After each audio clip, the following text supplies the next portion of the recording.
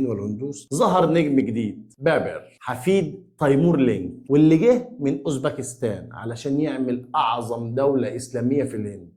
في 1526 في معركة بني بات الأولى هزم السلطان إبراهيم لودي، وبدأت الإمبراطورية المغولية بعد بابل. جه بعد كده حفيده العظيم جلال الدين أكبر اللي وحد الهند تحت حكمه، وكان مشهور بالتسامح الديني وخلى الهند مزدهرة. بعده جه جهانجير، ثم شاه جهان اللي بنى تاج محل اللي وسع الإمبراطورية، لكنه كان شديد على الهندوس، وده سبب انهيار المغول. بعد المغول في عهدهم خلوا الهند مركز ثقافي واقتصادي عالمي، وطوروا نظام الحكم والإدارة.